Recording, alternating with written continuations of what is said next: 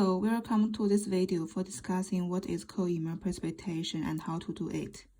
For short, co-immunoprecipitation is often abbreviated to Co-IP. Protein precipitation is one of the most widely used methods for antigen detection and purification in biological research. The basic concept is the antibody coupled to the bead binds to the protein of interest in your sample lysid. This is magnetic bead. This is anti-protein A antibody. So we are going to take antibodies are going to attach to this bead, and the antibody are going to specifically target against the protein A we want to separate from solution. Within this solution, there are many proteins like protein A, B, C, and protein D. We want to show protein A and protein B bond with each other. So let's say we have complex protein A bound protein B here. When you put this bead into this solution, what happens? Is the protein complex of protein A and protein B will end up bound to the antibody molecule, which are bound to the bead. Okay. And the protein C and protein D will remain in the solution. Any protein not present on the bead are washed away. Then the complex is ready for elution from bead. Okay, now let's see how we did this experiment in our lab. First of all, cell pellets are collected from the 10 cm dish. Add 200 microliter lysis buffer, containing PIC and PMSF.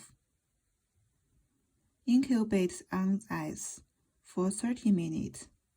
Afterwards, centrifuge 5000 GX for 5 minutes at 4 degrees. Transfer supernatant to a new tube. Then quantify protein content. Take 500 to 1000 microgram protein, the protein lysid. We usually use 500 microgram protein to save lysid. Together with primary antibody and adjust volume with lysis buffer to 200 to 500 microliter. We usually use 200 microliter to save the antibody. Incubate the mixture overnight with rotation at 4 degrees. The next day, take our immunoprecipitation kit. The kit we used was purchased from Thermo Fisher. It includes 4 bottles of reagent, washing buffer, AB binding washing buffer, elution buffer, and dynabead.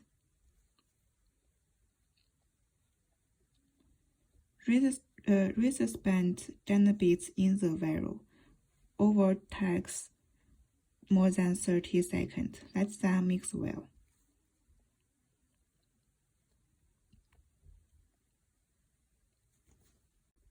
Transfer 30 microliter of dynabeads to a tube.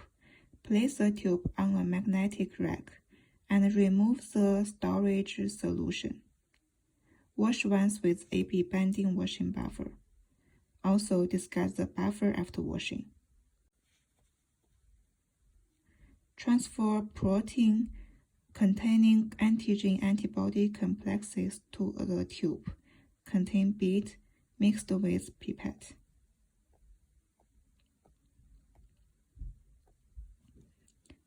Incubate bead with rotation for 15 minutes at room temperature to allow antigen antibody complexes to bind to the dynabead.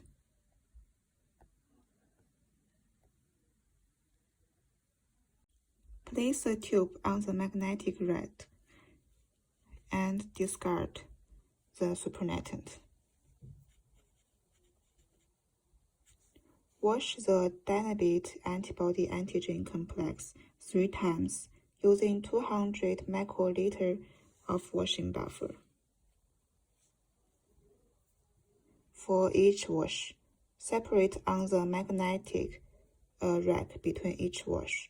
Remove supernatant and resuspend by gentle pipetting.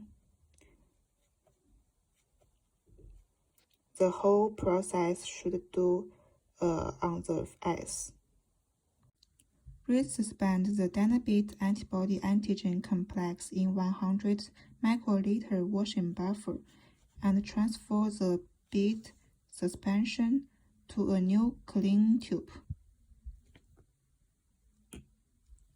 This is recommended to avoid co-elution of the protein bound to the tube wall. Place the new tube on the magnetic rack and remove the supernatant.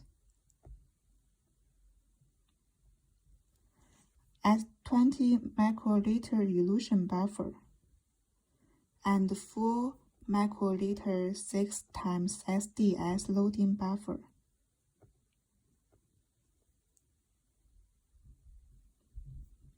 Gently pipette to mix them well and boil 5 minutes at -5 degrees. Place the tube on the magnetic rack and load the supernatant on a gel for Western blot analysis.